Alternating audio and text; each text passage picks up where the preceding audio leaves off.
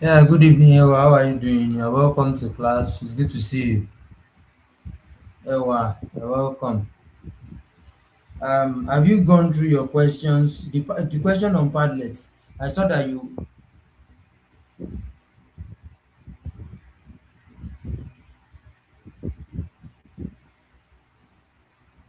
I saw that you have worked on it. Um have you checked the correction?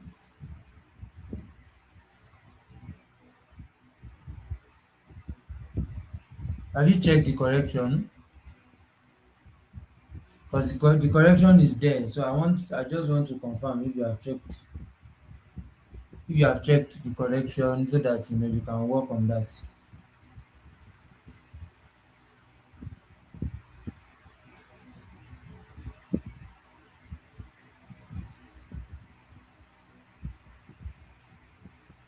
Are you there? Are you with me?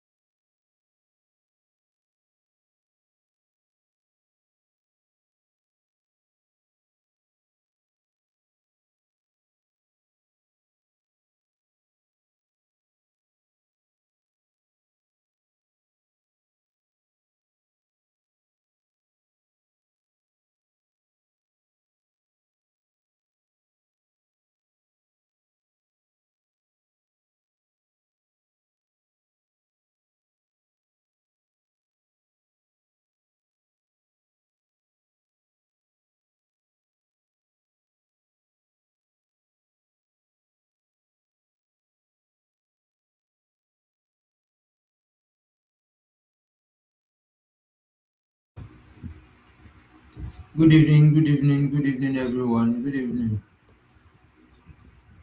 Are you guys there? Ewa,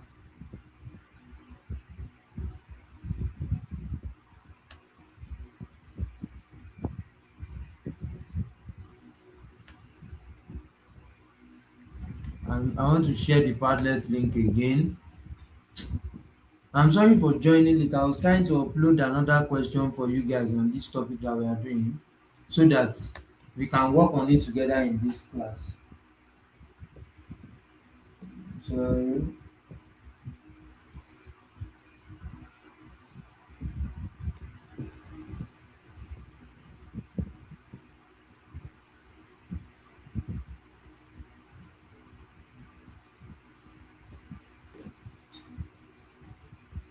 so I'm trying to upload a question on Padlet for you guys about this topic so that we can work on it in this topic. So, good evening. How how are you guys doing? Where are you guys? Ewa, you joined. Did you leave again?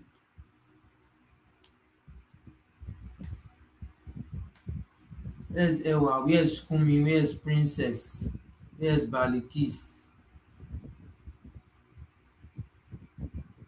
I'm waiting for you guys. I'm waiting for you guys. I don't want to start without you.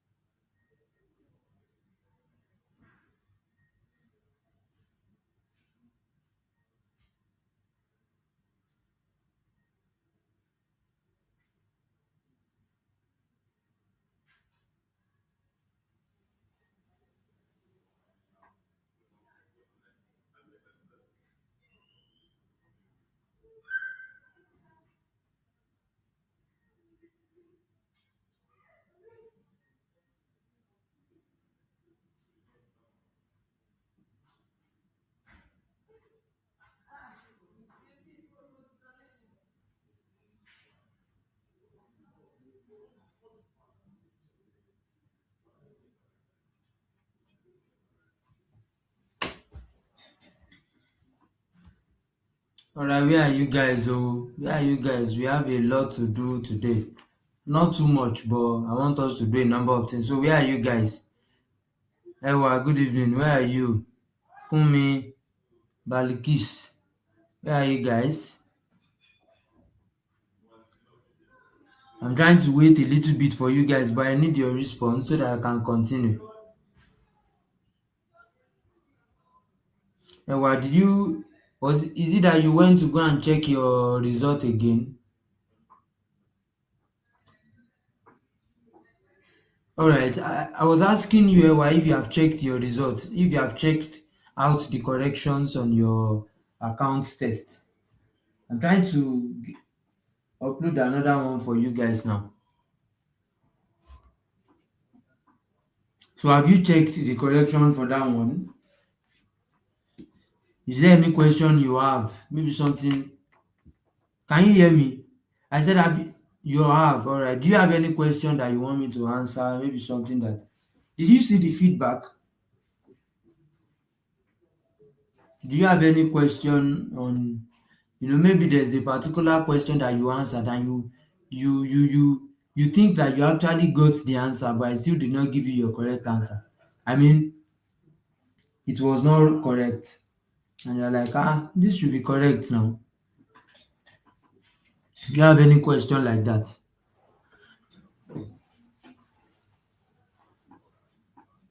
Any question like that? Yes or no? Before we continue. And as you are doing that, kindly remind me, where did we stop last class? Because as you can see on the screen, we are doing accounting ratios. But I want to confirm if you guys are actually with me, if you know where we stopped under accounting ratios in our previous lecture.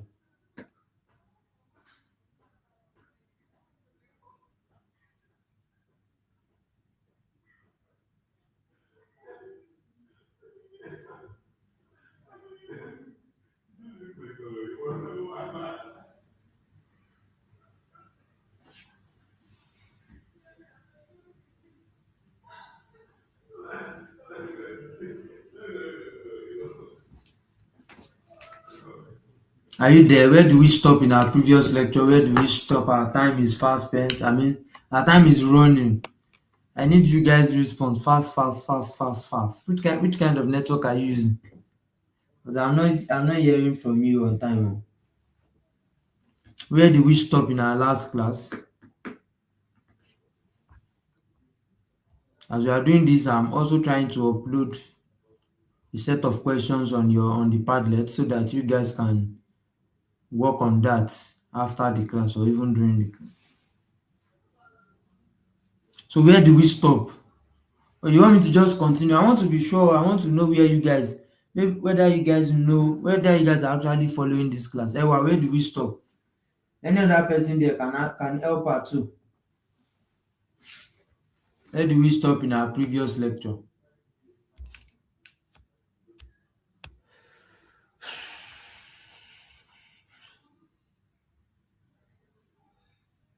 Are you guys there?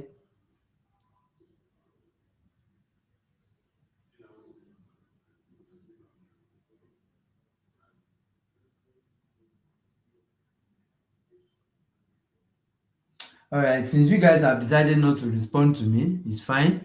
Then let's get on with it. Then let's continue the topic. So, in our previous lecture on accounting ratios, we talked about ratios, the relationship between, we talked about the ratios as a number that expresses something as a relation to another. So, you are trying to look for the relationship that exists between two numbers. All right. So, and we said accounting ratio actually expresses the kind of relationship. We stopped at what? This guy is using sense for me. Which one is we stopped at? We stopped at what?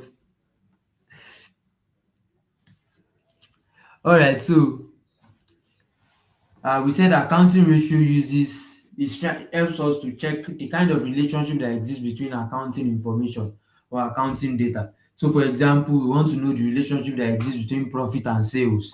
All right, so it's accounting ratio that we use to achieve that. Is that fine?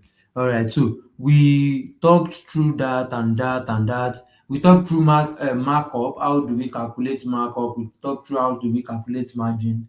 We talked through how to convert markup to margin, and we also talked about how to convert margin to markup back. All right, and we solved this question. I'm not sure we talked about this rate of stock turnover. That might have been in the morning class, but I don't think we did it. Rate of stock turnover, I don't think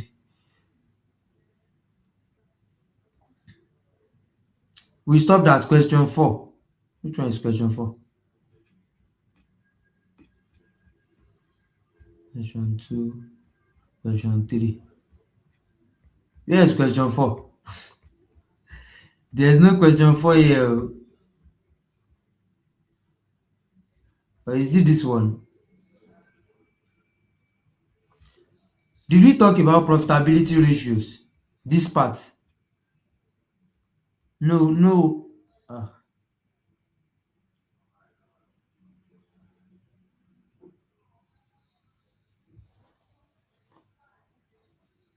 Did we talk about profitability ratios?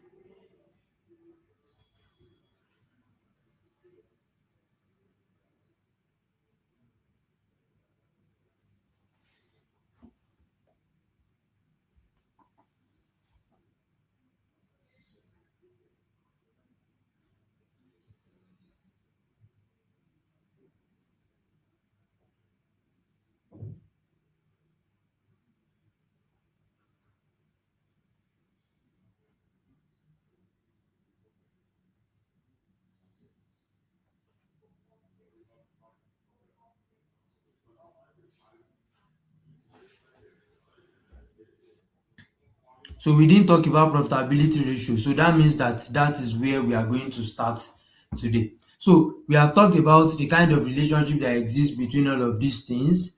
Yeah, we solved this particular question, I remember, and I think we also solved this one too. So in today's lecture, we'll be moving on to interpretation of financial statements using ratios.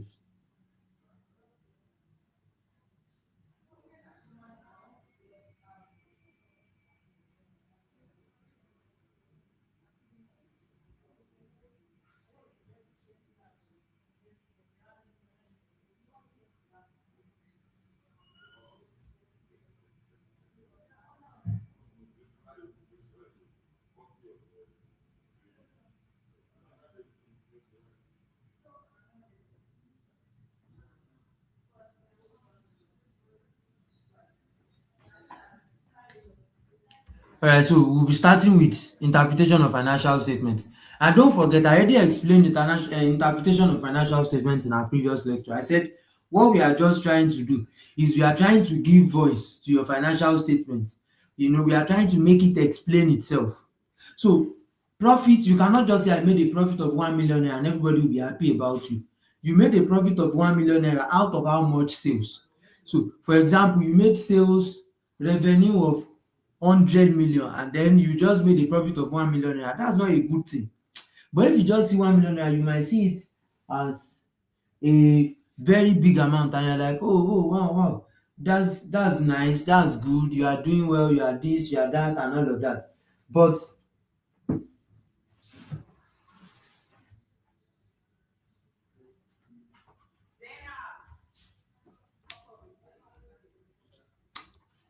you have to actually perform ratios in order to what, to interpret financial statement. So that's what you will use to check whether is this financial statement, is he right? And you use that to check the financial health of the organization.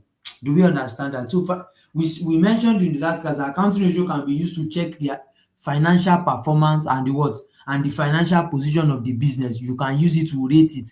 How well are they performing? So instead of just saying that they made a profit of 1 million naira, when you calculate a profit ratio, then you will know the relation of profits to other elements of the financial statement. Do we understand that? So now we are going to be, there are three major categories of ratios. We have the profitability ratio, we have the liquidity ratio, and we have the investment ratio. The fourth one is the long-term solvency ratio, or that you can call Jerry ratios. But the two major ones based on your level, on this level, is profitability ratio and liquidity ratio. I'm just going to go through the two other ones just in case you see a question from them. But the two major ones that we are focusing on is profitability ratio and what? And liquidity ratio. So once I explain this, I'm going to go and upload a question on your Padlet that you will that I'm going to give you guys time to solve now. So maybe in the next 10 minutes, you go to Padlet. In the next 10 minutes, you go to Padlet, solve that question, and then you will see your answer immediately. I mean, you will see your correction immediately. Then we'll move on with the class. And okay, I think after the class. So I'll work on the class. I'll walk through the class quickly. We don't have too much to do, but there is a set of questions that I'm going to upload on Padlet. All right. The set of questions that I'm going to upload on Padlet and we are going to walk through together.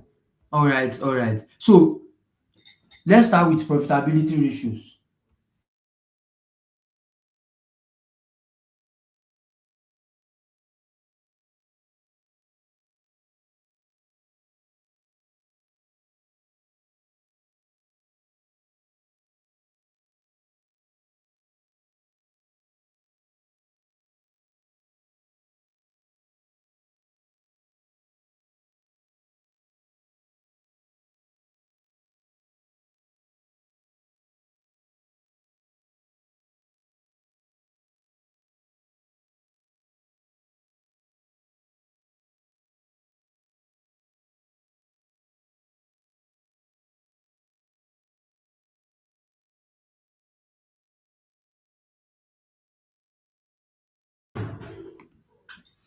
All right, so profitability ratios. Now, profitability ratios measures the effectiveness of the management team as regards how much they are able to make profit from sales and the capital invested.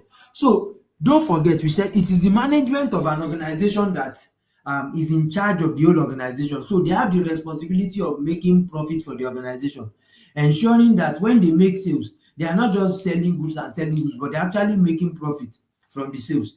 They also have the responsibility to ensure that the capital that the investors are putting into the business, they are transforming it and using it to actually what? Make profit. Because at the end of the day, your investors are concerned with you making profit. Do you understand that? So profitability ratios are those things that you use to measure how well an organization is doing in terms of profit. Are they making profit very well? Are they utilizing their assets to make profit? And by so doing, you are also checking the effectiveness of the management team. Because if a company is not making profit, then you can say that maybe probably the management of the team, sorry, the management of the company are not actually doing their work well. Do you understand that? All right. So now the first one is gross profit margin. Gross profit margin. Now, whenever you hear margin, know that we're actually talking about sales. Don't forget, under margin normally too, we said margin tells you that you should do profit over sales, abi. In our previous lecture, we said margin is just all about um comparing profit to sales. It's a profit percentage on sales, so you do profit over sales. So when we say gross profit margin, you should already know that what we are talking about is gross profit divided by sales. So your gross profit margin is the ratio of gross profit to sales, and it is used to measure the relationship that exists between what? Between sales and gross profit.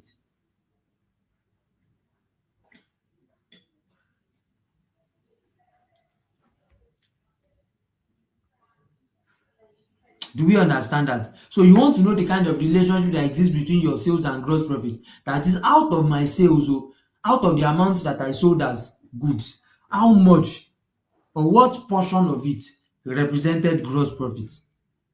So it is expressed in percentage, and the formula is gross profit divided by sales multiplied by 100/1. It's as simple as that. Just do gross profit over sales multiplied by 100 and you get your percentage. It's very simple. Now the next one is net profit margin. Net profit margin, this is the ratio of net profit to sales. Don't forget, I said whenever you hear margin, know that we are doing something over sales. So now it is net profit over sales, and it's used to measure the relationship that exists between sales and net profit. You want to know what portion of your sales net profit is carrying. Do you understand that? So that's net profit. So formula is net profit over sales multiplied by 100. Then the next one, we have return on capital employed. Return on capital employed. Now your capital employed is the finance that is available to an organization to run business in the long term. That's capital employed. Do you understand that? So your return on capital employed is, you are trying to see how well you are using the finance available to you to make profit. Because at the end of the day, don't forget, as I mentioned earlier, the money that they are investing, they want you to what? To utilize it and make profit. So you want to see how well you are doing that. So what is your profit in relation to your capital employed? So that's why your return on capital employed is expressed as your profit divided by your capital employed multiplied by 100. Do we understand that? So you just do profit over capital employed, then what? Gearing ratio, debtors collection are things that we'll talk about. Debtors collection period is under liquidity ratio. Is We are going there after this one. Then gearing ratio is the last thing that we are going to talk about in today's class. So do you get that? We are going to discuss everything. We are currently on profitability ratio. When we get to that place, you would see how we are going to discuss them. So let me get back to this. So return on capital employed. Then you now have to calculate your capital employed. Your capital employed is total assets minus current liabilities. All right. Capital employed is total assets minus current liability. Another way to calculate capital employed, because sometimes they might not give you total asset and current liability. Another way is you say capital employed equals to owner's equity plus long term liabilities. Do we understand that? So you have capital employed equals to owner's equity plus long term liability. And if you look at it, owner equity plus long term liability is equals to total assets minus what? Minus current liability. Do you understand that? So that's your capital employed. So your ROCE, it is called ROCE. All right. ROCE is profit over what? Over capital employed. All right. Now the next one is asset turnover ratio. Asset turnover ratio. All right. Now asset turnover ratio, we are trying to see how much profit, how much sales you are using your asset to generate. So this ratio shows how the company has been able to utilize its asset to generate sales. Do you understand that? So it is expressed in times as sales over capital employed. So in times, I mean that anything we get, we will say so number of times. So if for example, let me see. Okay, in this example, we are going to calculate asset turnover ratio. I think should we? Yeah. We should be able to calculate asset turnover ratio from this one. Then you will see what I'm saying. So you just say sales over capital employed, whatever number you get, you say if it's 5, you say 5 times. So how are we able to generate sales using the finance that is available to us, using our assets? Is that well understood?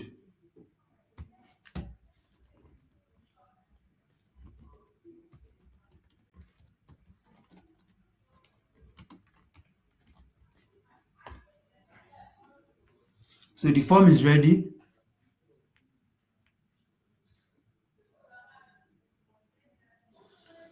The form is ready and I'm going to send it soon. Once you are done. All right. So let's continue. So let's take this illustration and we use it to illustrate all of these things. Gross profit margin, net profit margin, return on capital employed, and asset turnover ratio. Let's go there. All right. I don't want to be going back and forth. So let me just use this little side. So we have sales and all of that. Now they told us to calculate cost of sales. They told us to calculate net profit. I don't think this one is hard. You can calculate cost of sales and net profit. They told us to calculate current ratio, working capital, gross profit margin, net profit margin, rate of stock turnover. But what we'll do is we'll also calculate return on capital employed and asset turnover ratio from the information that we have here. All right. Now, if they tell us to calculate cost of sales, they are practically telling you to do something like, if you want to calculate cost of sales rather, you know that you can get your cost of sales using your statement of profit or loss. So let me just prepare trading profit and loss account, debit, credit.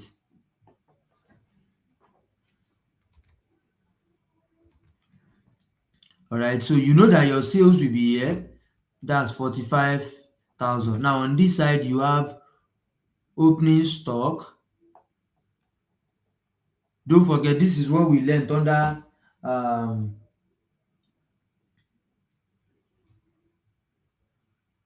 we learned this under final account oh, so we can get it. Add purchases is 25,000 naira. Alright, opening stock, add purchases, that gives us 20 plus 25, 45,000. Now these are our cost of goods available for sale. So what do? You less closing stock. Now your closing stock is 30,000. 45,000 minus 30,000, that gives you what? 15,000. So that means that your 15,000 is your what? Your cost of sales. Don't forget, another name for cost of sales is cost of goods sold. So you might know it as cost of goods sold. It's still the same thing as cost of sales. So whenever you see cost of sales or cost of goods sold, just know that we are talking about the same thing. So since we have our sales and cost of sales now, then we can get our gross profit. Abi? So you just come here,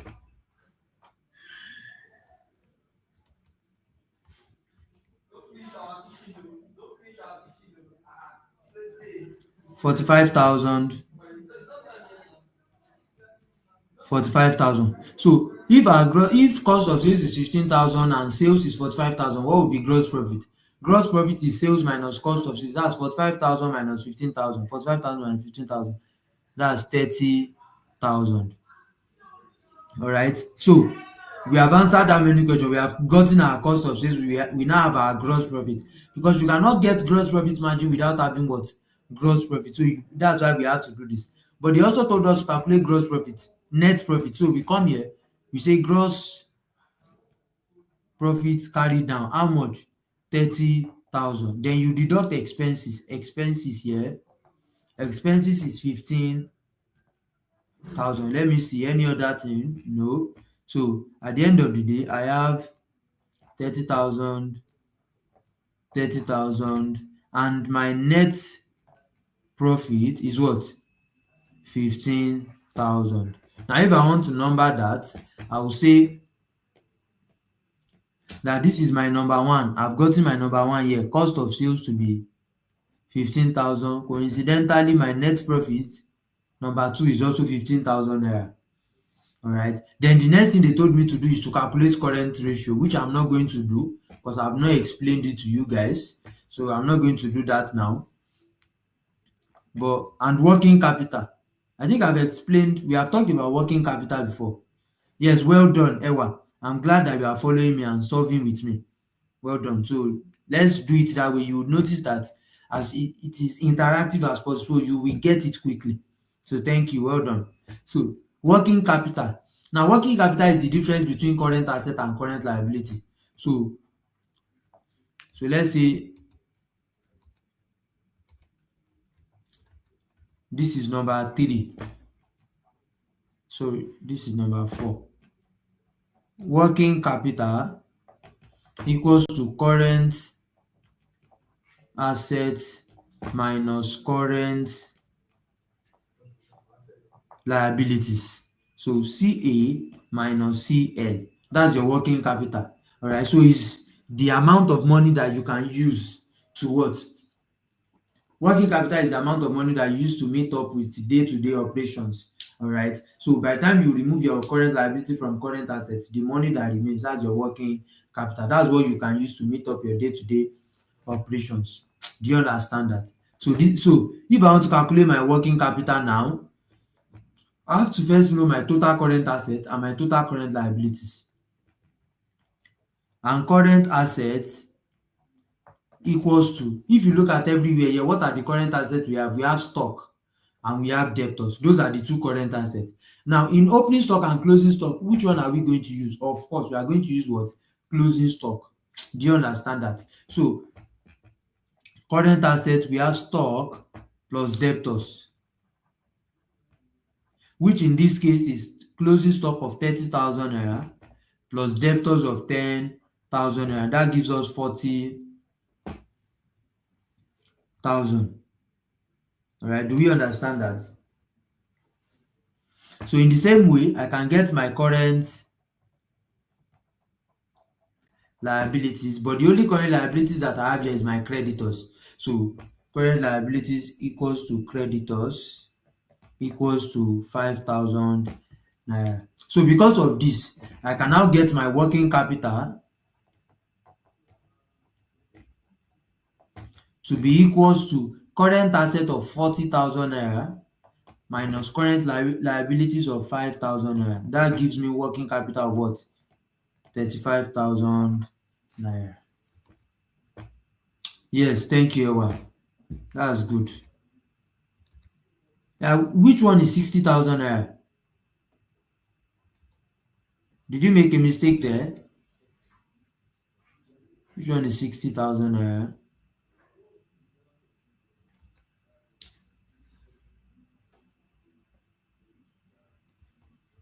You can just respond. You wrote 60,000 and I want to know what you're referring to as 60,000 naira. So let's continue. So we have gotten our working capital. So I'll come here, I'll label this number 4. All right. Now I will leave number 3 for now until I explain it. But let me go back. Let me now move to number 5. Number 5 is gross profit. All right, that's fine.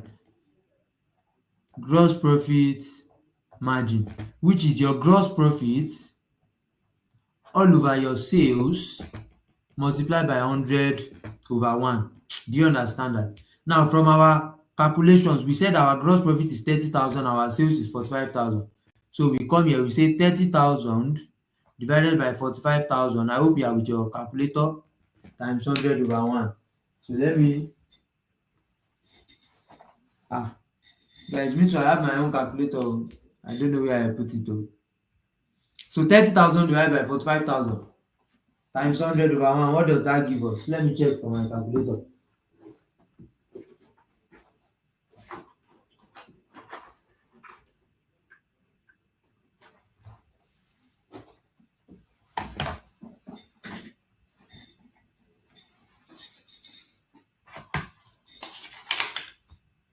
So I've got my calculator here. I've gotten it. So I say 30,000 divided by 45 times 100/1. That gives me 66. 66 O number 2/3%.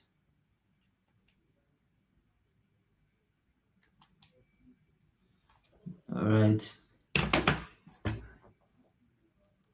So just in case you are in exam, yes, 66.66. Just in case you are in the exam and you see something like 6.666666667, just know that it's the same thing as 66 or number 2/3%. You might not have a scientific calculator to use, just that on-screen calculator. So as much as possible, you must know something like that. Just in case they don't write 66.6% in the option, you know that the answer is still 66 or number 2/3. Because 2 divided by 3 is 0.66666667. Just as same way, if you have 33.33333, that's the same thing as 33 over 1/3%. So please pay attention to that. So gross profit margin 66 number 2/3%. Let's do our net profit margin. 6 net profit margin. So you know that will be equals to net profit all over sales, then multiply by 100/1. Now let's go back. What's our net profit? The net profit we calculated here is 15,000 and our sales is 45,000. All right, so we say 15,000 all over 45,000 multiply by 100/1. So by the time we say 15 divided by 45 times 100, we have 33 whole number 1/3%. So 33 whole number 1/3%. Yeah, thank you, Ewa. I like how you are following me straight up. That's the best way. Do we understand that? All right. So now let's see. Out of our profitability ratios, we have illustrated gross profit margin, net profit margin. Now let us illustrate return on capital employed and asset turnover. Two. So number 7, return on capital employed equals to net profit all over capital employed multiplied by 100/1. Now our capital, don't forget that our capital employed equals to total asset minus current liabilities, abi. So let's calculate our total assets. So capital employed equals to total assets minus current liabilities. So total assets equals to fixed asset plus current asset, abi. So let us look at it. We have fixed asset of 40,000 naira and we already calculated our current asset to be 40,000 naira too. Do we understand that? So it basically means that our fixed asset is what? 40,000 naira plus 40,000 naira, that's 80,000 naira.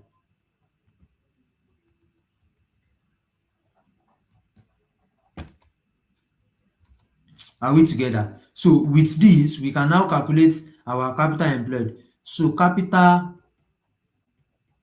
employed equals to total asset of 80,000 naira minus current liabilities. Our current liability is only creditor, so we have 5,000 naira. So we come here minus 5,000, sorry, 5,000 naira. It basically means that our capital employed is what? 75,000 naira. Ewa, are you still with me? Am I not, or am I too fast? Let me know if I'm too fast so that I can slow down. But thank you, I can see that you are following. 80,000 minus 5,000 equals 25,000. Yes, that's our capital employed. So it means that our return on capital employed, you can shorten it to be ROCE, will now be equals to, what's our net profit? 15,000, abi. 15,000 divided by capital employed, 75,000. 75,000 multiplied by 100/1, which will give us what? Thank you, Ewa. I can see that you are with me. So 15,000 divided by 75,000 times 100/1, that gives us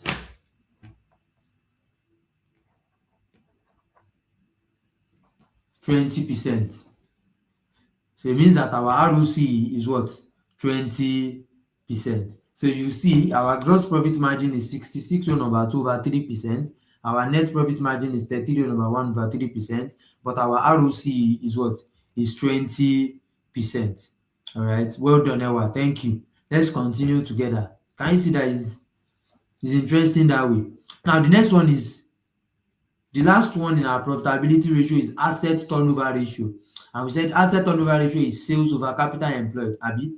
So you just come here, that's our number 8 for us now. So 8,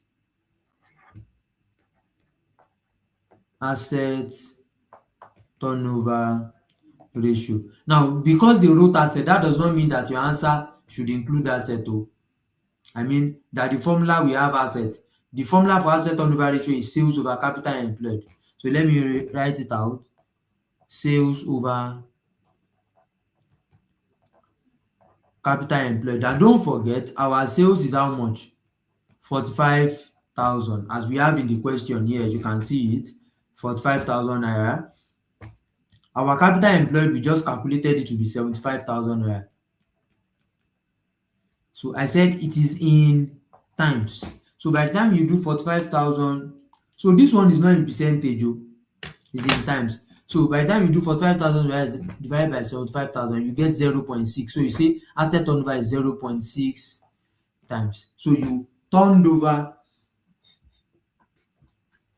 you use your asset to generate sales 0.6 times in that particular period. That's what it means. Do you understand that? Any questions so far before we move on to the next category of ratios? I don't know where this time self is running to.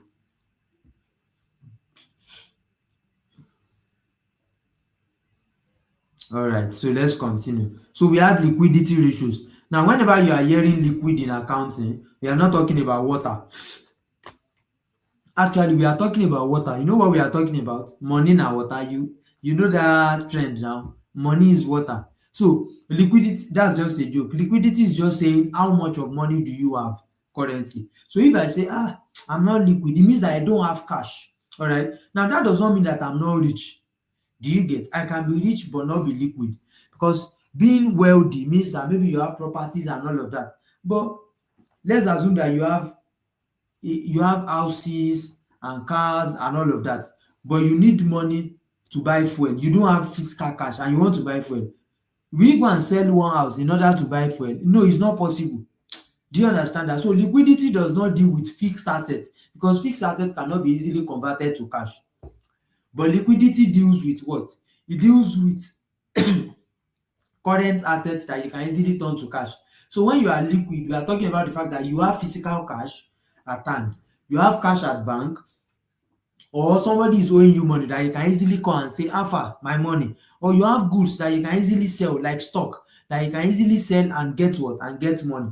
So liquidity ratios measures the extent to which the business can meet its short-term obligations or pay its debt as they fall due. So how well liquidity ratio is telling, it wants us to see how well an organization can turn what they have into cash. They can get money now, and use it to meet the needs that they have to meet currently. Do you understand that? From the question above, we are going to solve, um, we are going to illustrate these things. But do you understand what I'm saying? That's liquidity ratio. Now, the first one is current ratio. Now, current ratio is, I've explained working capital, all right? Now, current ratio indicates the strength of the working capital and the degree of solvency of the business. Now, current ratio is measured as current assets over what? Over current liability. Just as the name implies, current. You are saying, current ratio is checking the rate or the degree to which you can meet your current obligations. So if the people that you owe, all right, if they come today and they are like, we want to collect our money, how will you be able to settle them? To what extent can you settle that debt? Can you settle that liability? Do we understand that? That's where current ratio comes in. To what extent can you settle your liabilities? So that's why it is current asset over current liability. So you see that we have placed current asset over current liability. We want to divide current asset by current liability to see how many times our current asset can be used to settle our current liabilities. So the idea is that if we owe people 5 million naira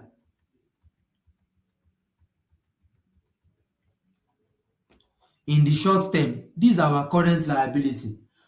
All right, we want to see how well can we sell this. But I also have people that owe me 7 million.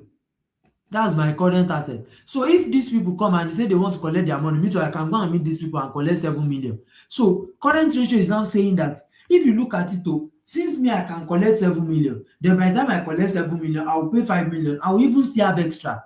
So I can say that my current ratio is what? Like, I can say that my working capital is strong, because by that time 7 million over 5 million will be greater than 1. But if, for example, my current asset, instead of being 7 million, it is now 3 million, it means that even if I go and then I withdraw my money and then also collect money from my debtors, I will not be able to meet up with my liability. So my working capital is what? Is weak. But if it's the other way around, then my working capital is what? Is strong. So to measure it, you have current asset over what? Over current liabilities. It's as simple as that. Then we have another one called liquid. No, sorry. I think sometimes they call it liquid ratio too, but it's mostly called quick ratio.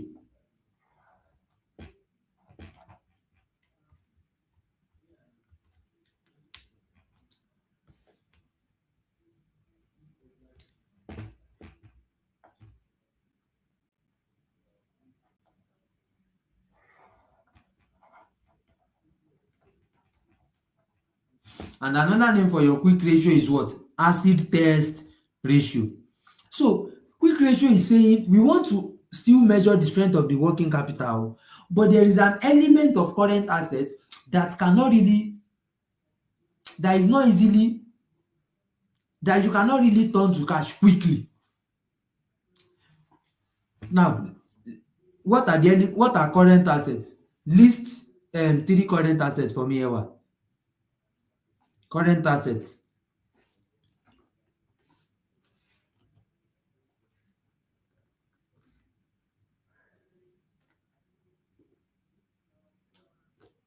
Current assets, current assets, current assets.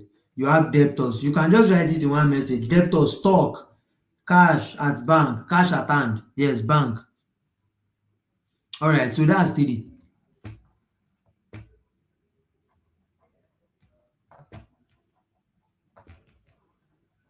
Now, out of these three, which one? Yes, we have cash in hand. Out of these three, which one is easy to turn to cash easily? Bank. Why? Because you already have the money, it's just in the bank. Just go there and withdraw your money. You have your cash. Then debtors is the next. Stock is the hardest out of all current assets to turn into cash. And why is that? Because you might think that maybe I'll just sell it and then I'll collect money. But don't forget that most of your customers or many of your customers will want to buy on credit. And when they buy on credit, it means that what you will be getting is actually what? What you'll be getting is actually debtor. So instead of stock to transform to cash immediately, it will first transform to what? To debtors, because if they buy on credit, then you now be expecting them to bring money. So quick ratio is saying that let us check the strength of our working capital without relying on our stock, because as you are looking at this stock, it's not easy for us to convert this stock to what? To cash, compared to all of the other ones.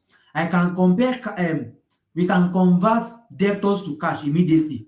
I mean, yes, once I'm immediately without having to go through any means. Just tell them to pay.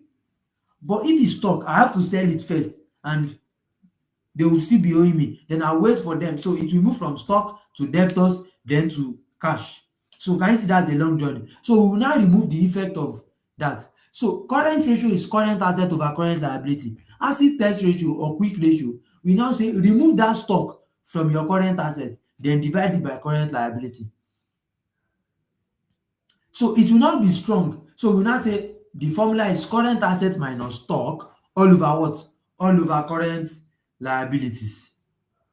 Do you understand that? So that's the way it works. So we will now say that at least if you remove your stock and your current and your remaining current asset, so if this one is 1:1, you are still good. This one now, if it is like 1.5:1 or 2:1, you are good. It means that your current asset can cover your liabilities two times. This one means if it's 1.5:1, it means your current asset can cover your current liabilities 1.5 times. This one, if it's 1:1, it means that without taking stock,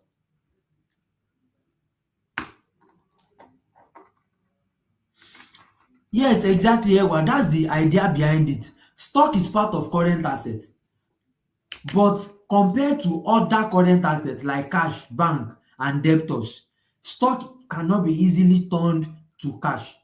I mean, it is easy to turn it into cash because you can sell it and then you will get cash. But what if you sell it and the person decides to pay on credit? I mean, decide not to pay currently. So it means that you first sell your stock on credit. Whenever you sell goods on credit, that will turn to what? Debtors. So can you see that it has not turned to cash immediately? So we are saying that there are many times that you will not be able to convert your stock to cash immediately. That's why we are removing it. That's why we are looking at quick. So it's not as quick as cash at bank. For cash as bank, I'll just go to the bank and withdraw my money. For debtors, I'll just reach out to my debtors and collect my money. But for stock, I have to wait to sell the assets and sell the goods rather. And there is even possible that they will still buy the goods from me on credit. So that means I will now still wait another time to still collect the money. So it is part of current assets, all right? But for ratio purposes, we want to see that stock is not really easy for us to convert to cash.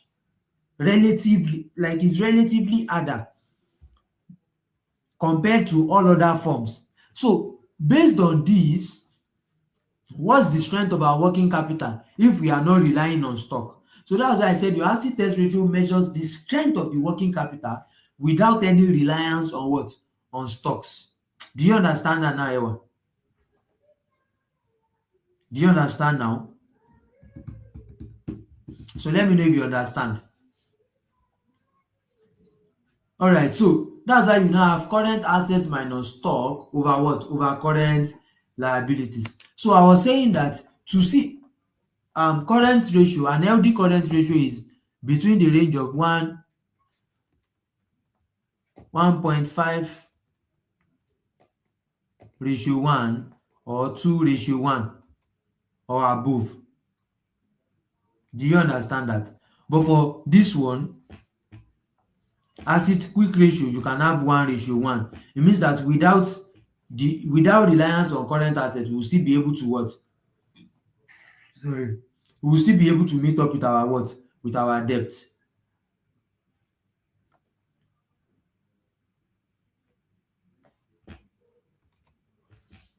Then let's move on to the next one, stock turnover ratio. All right. Um, this is also rate of stock. I did not write the explanation here because I already wrote it and we covered it in the last lecture. I can't remember if I now explained it, but I will explain it again.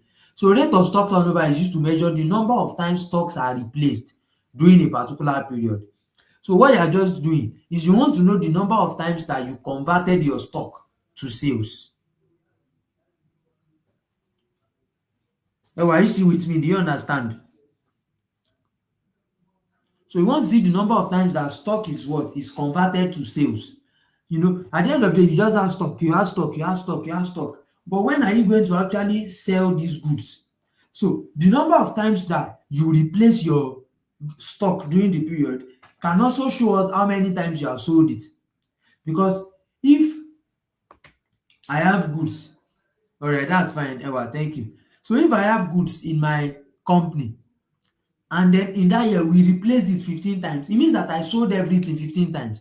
Because if I don't sell the goods, I cannot replace it. Do you understand that? So rate of stock turnover is used to measure the number of times that stock is replaced during a period, and by extension used to measure how many times stock is converted to sales. And that's why it is also expressed in terms of what? Times. Actually, whenever I see turnover, we will always do it in times.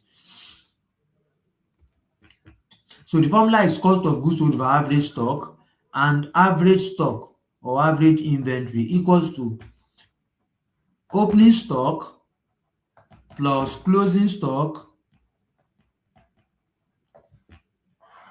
divided by 2. That's your average stock. All right, so let's go back to liquidity ratios. Then the last one, okay, then we have debtor ratio. Debtor ratio, it appears as if we don't even have space in this. Now, another name for debtor ratio is debtors collection period. So I said we are going to still talk about it. While creditor ratio is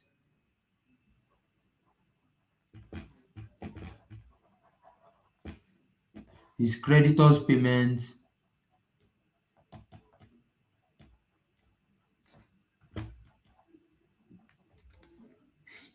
All right. So your debtor ratio or your average collection period, your debtors collection period, as the case may be, your trade sales collection period, any way they call it measures the average collection period of debt from our debtors. What are you trying to say?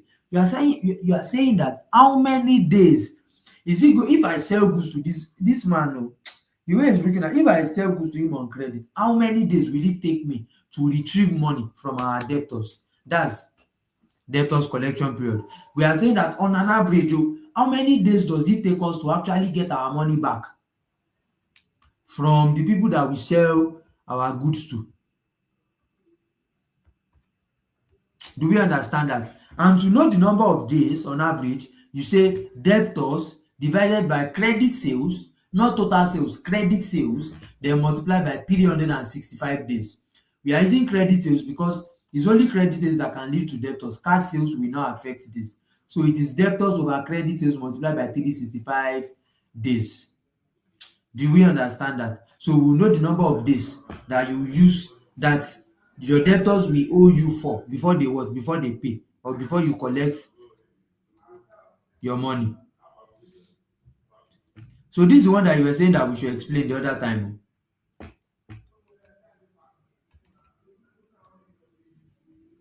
Alright. Then the next one we have creditors period, creditor ratio, that's creditors payment period. It means how long does it take us to pay our suppliers, to pay our creditors? When we buy goods on credit from them, how long does it take us to actually what? To actually buy product from to actually pay them their money? Why are you still there? So creditors payment period is creditors over credit purchases multiplied by what? 365 days. Do we understand that? Do we understand that? Are you still with me?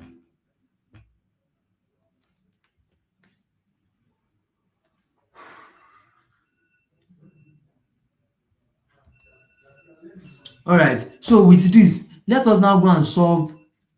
Let's answer this question. Let's use this question to answer.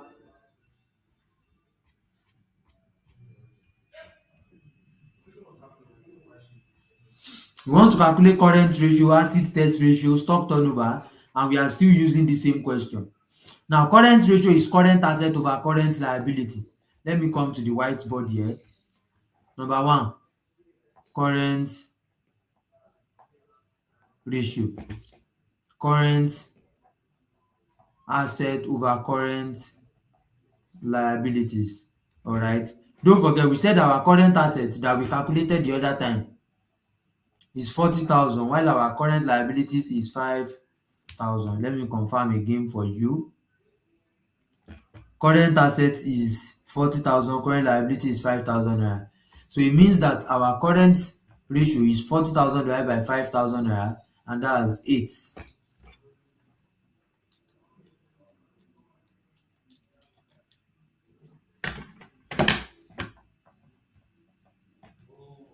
So 8:1.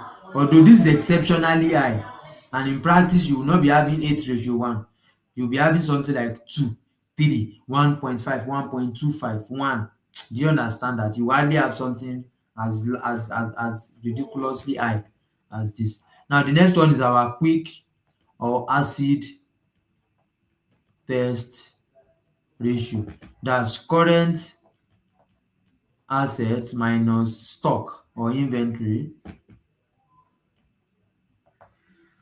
all over current liabilities. So that will be 40,000 minus what's our stock? Don't forget we are dealing with opening stock. Sorry, closing stock, that's 30,000 naira. So minus 30,000 naira divided by 5,000, that's 10,000 all over 5,000. So what this one means here is our current asset will cover our current liabilities for 8 times. All right, and this one is 2:1. 10,000 over 5,000, that's 2:1. What's wrong with this thing? Sorry.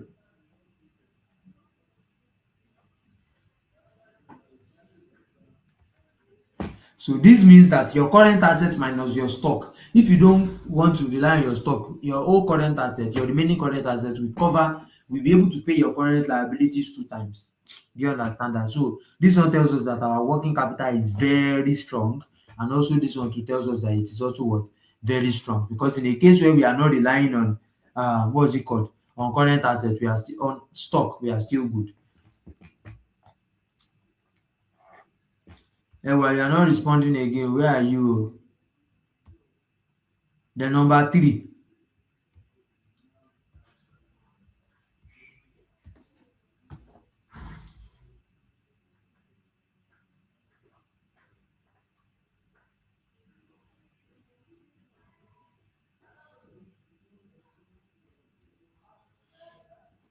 Number three is stock turnover ratio, and we said that's cost of goods sold over average stock. Average stock is opening inventory plus closing inventory. That's 20 plus 30,000. So let's come here. Rate of stock turnover equals to cost of goods sold all over average inventory. And our average inventory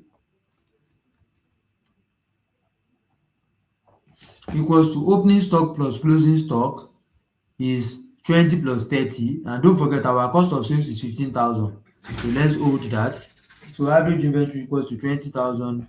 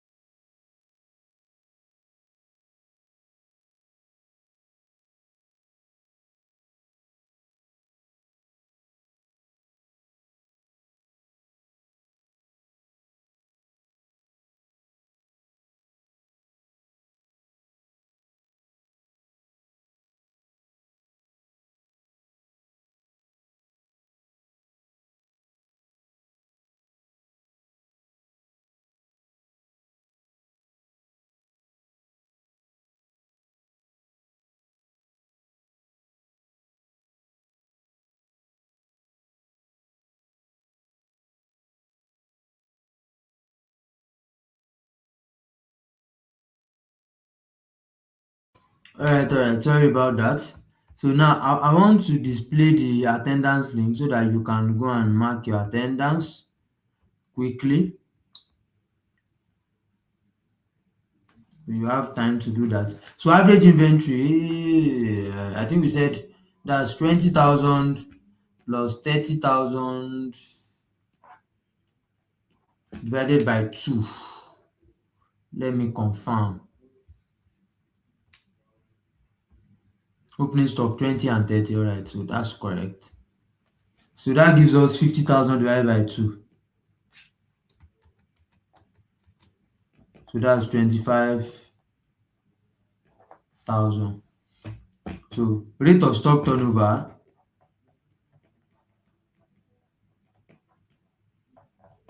equals to cost of sales of 15,000 divided by 25,000 times equals to 15,000 divided by 25.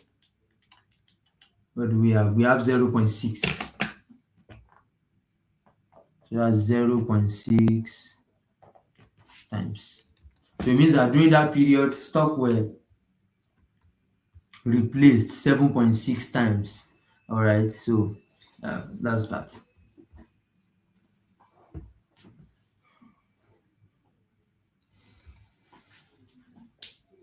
All right, so what's the next one? We have debtors collection period.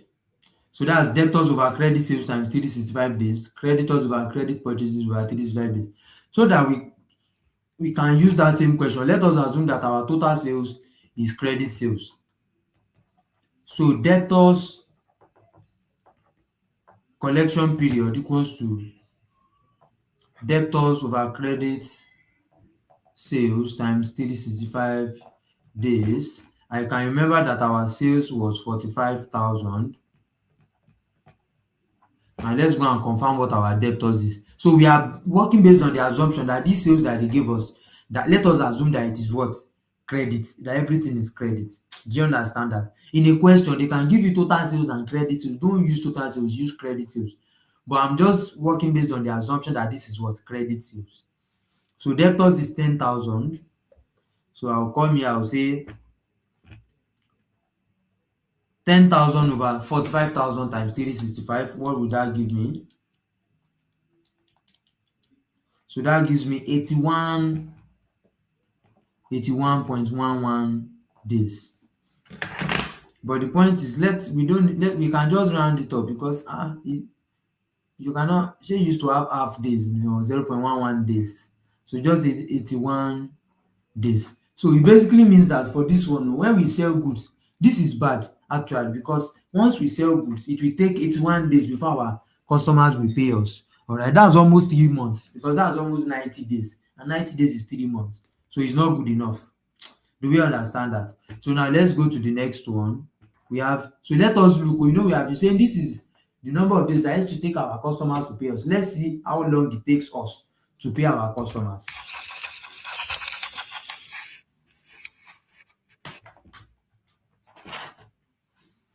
All right. So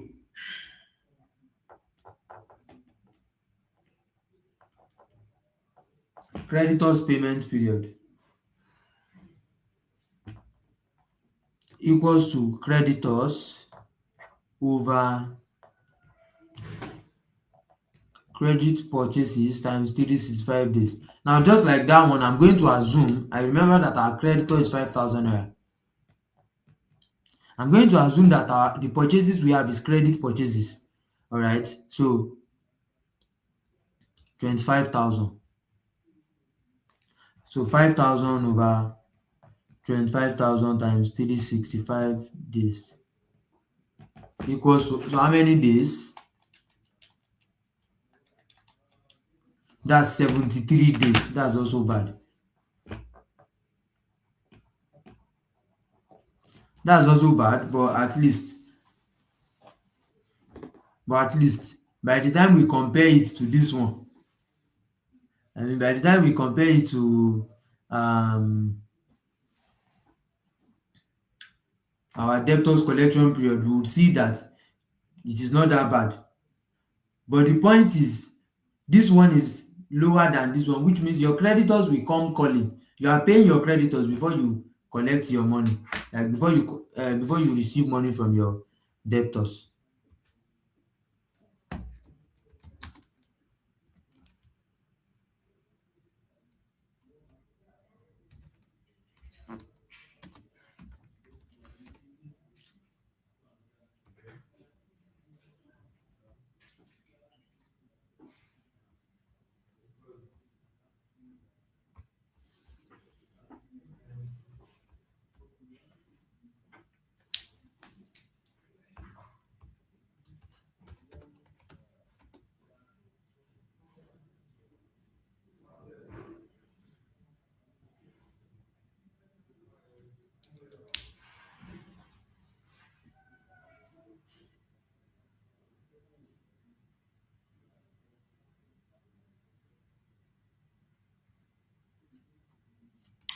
All right. So now, in the same way we have this, that's rubber. We can also have another one called stock turnover period or days.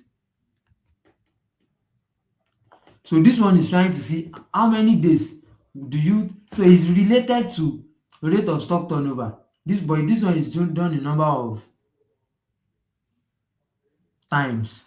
All right. But this one, we are trying to see how many days does it take us when we buy product. How many days will that product stay in our company, in our store, in our warehouse before we see somebody to say they want to buy it? Do you understand that? So you see why it is important. So we say stock turnover period. The formula is this one. You just interchange it and multiply by 365 days. So you just say average stock over cost of sales multiplied by 365 days. So average stock, we have calculated it to be 25,000 divided by cost of sales. Our cost of sales is what? This one is not even okay. Cost of sales is 15,000 now.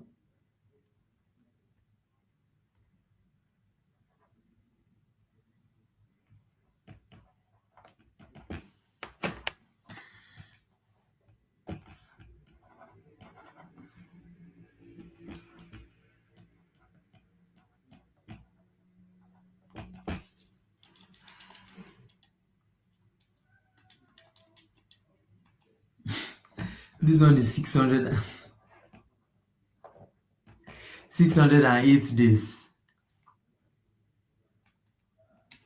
And actually that's quite obvious. If in a particular year you replace stock, you do not replace stock up to one time, that means you do not replace stock in a particular year, then it means that it's taking more than 1 year before you can sell your product. So it takes 608 days for this company to sell their own product. So this one is very, very, very, very bad. So most of the product it will almost get spoiled. So if I now sell after 608 days, then I collect money after 81 days. Look at how bad it is. So that means if I buy goods before I can make money from them is after 689 days. Can you see that's not a good one?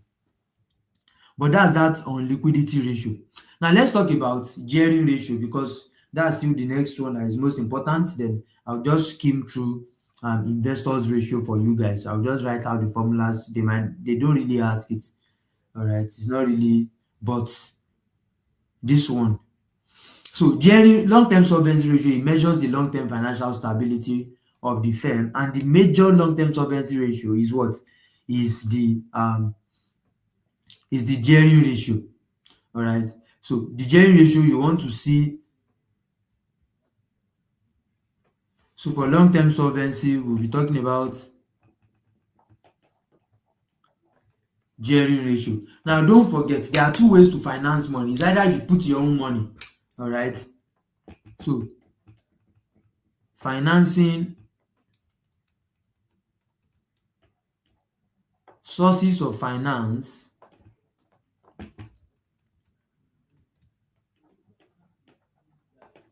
for a business, it comes in two sources: owner's contribution,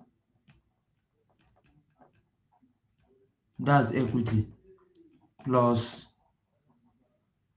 borrowings from outsiders, that's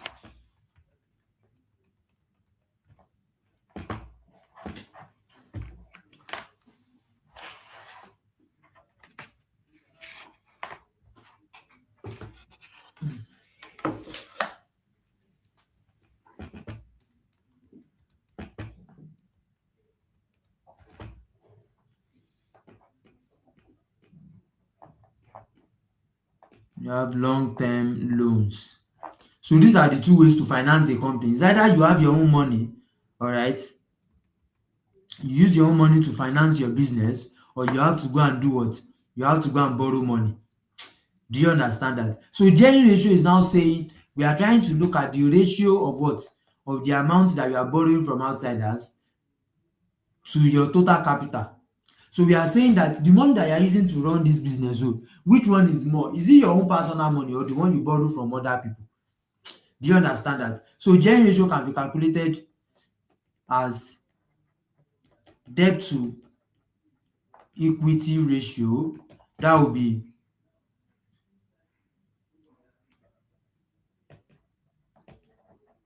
long-term debt all over owner's equity times 100/1. Then you can have debt to capital ratio. That's long-term debt all over owner's equity plus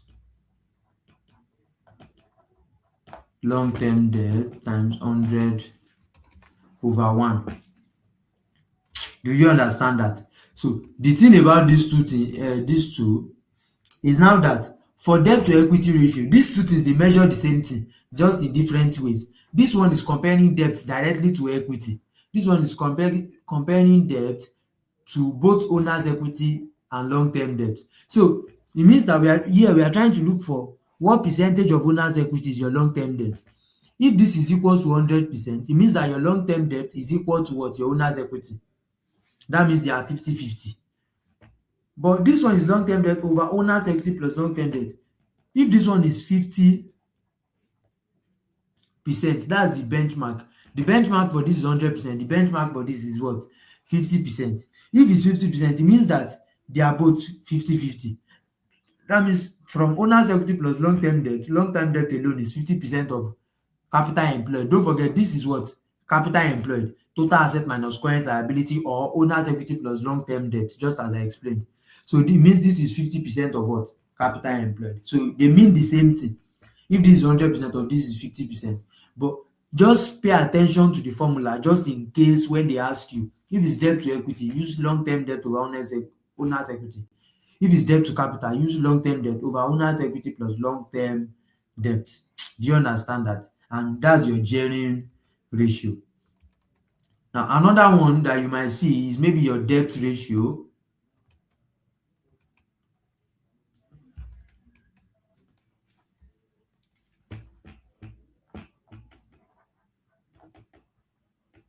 This one will be total debt over total asset. In actual fact, this one is not your syllabus. And then we can also have proprietary, but just in case. So proprietary ratio as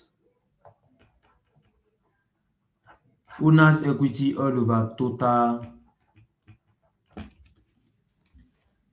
assets. Do we understand that? So Ewa, are you back now? What happened? Said that you left for some minutes. Ah, your network went off. Sorry, I just saw that you left for some minutes and I waited for a bit, but of course I could not wait too long because of time. You have been gone for like 20 minutes. So what do we do now? You might have to watch the video. Ah, so I'm explaining that gearing ratio. I've explained debtors collection period. Were you there when I explained debtors collection period and creditors collection period? So maybe because our time is even almost up and you have another class now. You are taking economics now. So maybe what you will do is just pay attention. You are not taking economics.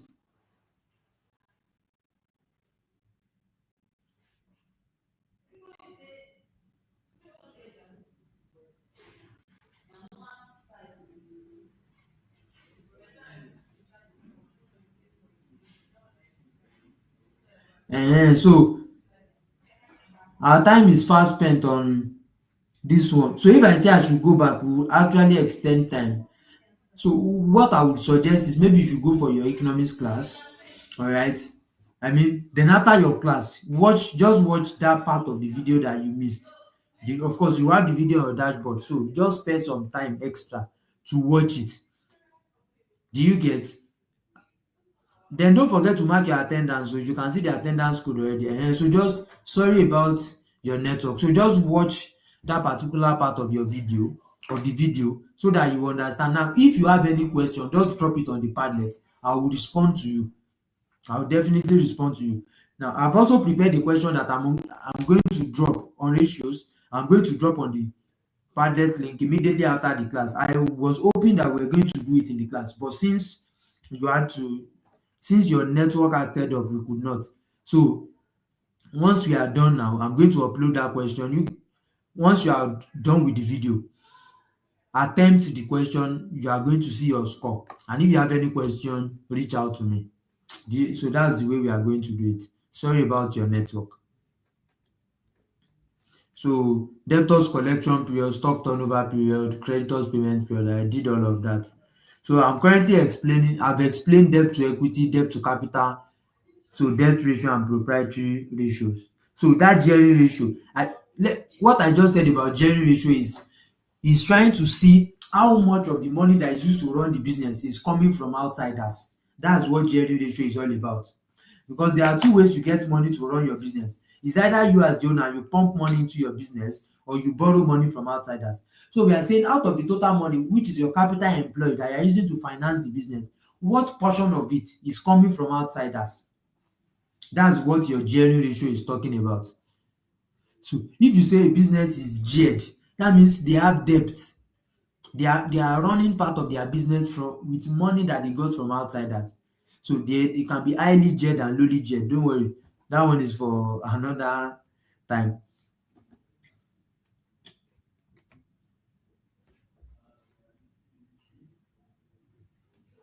But so that's just the summary of gearing ratio. Do you get? So I just want to talk about investors ratio very quickly. So these investors ratio, they are used by investors or investment ratios, all right, and they are used by investors to see whether they should actually invest in this business. They used to check the investment health, because the business can be doing well currently, making profit, the profitability ratio might be high, all right, but it might not be worthy of being of us investing in it. So the investors ratio, when it comes to investors, when they want to make that, don't forget, we are trying to interpret financial statement for the people that want to make decisions. When investors want to make decisions, they cannot just use gross profit margin and net profit margin. They also have to see how that profit will affect their own investment, because profit does not automatically translate to what? High profit does not automatically translate to an healthy organization for investment. So they want to see how well it will help them in case of their own investment, in the amount of returns that they will get. And there are two ways they get return. There are two ways investors get return from their investment. The first one is by paying dividend. When they invest in a company, the company will pay dividend to them. And the next one is by capital appreciation. Capital appreciation means that if they buy shares, the value of the shares can increase, and then they can sell it at an higher price. So for example, I can buy the shares of a company for 500 naira today, and by next week their shares is already 1000 naira. So if I buy 1000 naira shares and I sold for 500,000 naira, for 500 naira, that will be 500,000 naira. Now I want to sell it at 1000 naira each. I'm making a profit of 500,000. That's capital appreciation. Do you understand that? So I'll just write out the formulas for this. All right. Your EPS, your earning per share, is trying to see how your profit relates with the number of shares, how much of profit you are making per every share that I invest. So that will be profit over number of shares. That means an organization will look at their profit, they will now divide it by the number of shares that they have in circulation, that they have issued out. So you can say profit over number of issued shares. Do you understand that? And that will be your EPS. Then price earning ratio. Price wants to show you the relationship that exists, between the price. Now price is the market. We are talking about the market price now. That's the value of the shares. That is the amount that I will buy the shares. Do you understand that? So divided by the EPS, by the earnings. So I'm saying price earnings ratio equals to MPS over EPS. MPS is market price per share. That is the price that I will buy one share compared to the profit that I will make from it. Because I want to see how much, if I buy these shares by this at this amount and I'm making a lower amount, it might not really make sense. Do you understand that? So it helps us to see the value of the shares. Then we have dividend yield. Because of space, let me just draw something else here.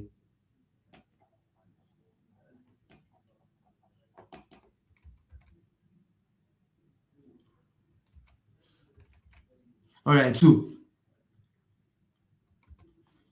your dividend yield is your DPS over MPS. So you are comparing your dividend per share over your market price per share.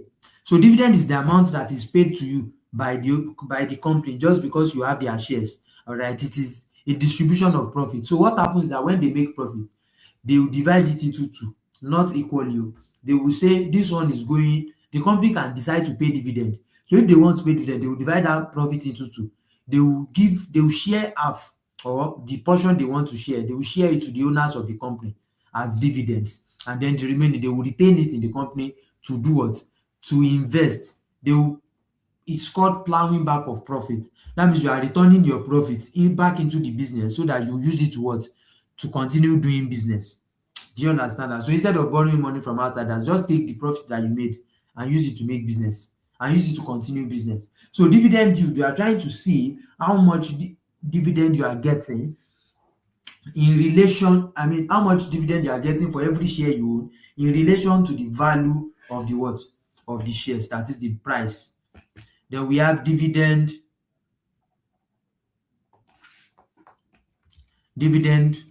cover. All right. So your dividend cover is just a relationship between earnings per share and dividend per share. So earnings per share, of course, is the amount of profit that the company made per every individual share that they issued, while dividend per share is the amount that they are paying per share. So you want to see, because dividend is paid out of earnings, you want to see how much your earnings actually covers and can pay your dividend. So for example, an organization says they want to pay 5 naira per share, but they made just 2 naira as profit per share. This is their EPS. If they want to ensure that they pay this 5 PS, you see that that's why it's called dividend cover. Their earnings cannot cover the dividend that they say they want to pay. That means they will have to borrow money or pick out money from their reserves in order to do what? In order to pay dividend. Do you see that? So that's what dividend cover is, EPS over DPS. Then we have, what's the next one? We have earnings yield. All right. Just like dividend yield, your earnings yield is still EPS all over what? Sorry.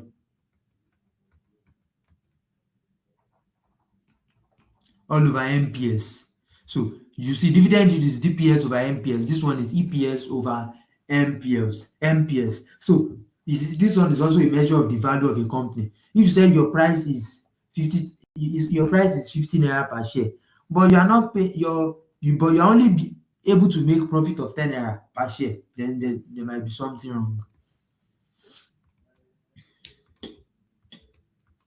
Then we have dividend per share. That one is just, you want to see the amount of dividend that they are paying. Just as you have earnings per share, the amount of profit that you owe, that you made over the number of equity shares that you have issued. So the same thing. Dividend share is total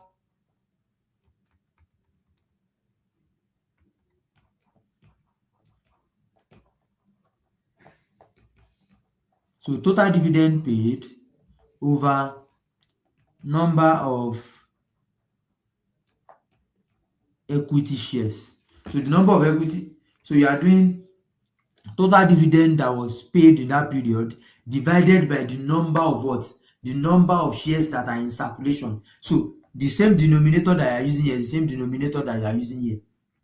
Do you understand that? So all of these things, they just work together in order to describe what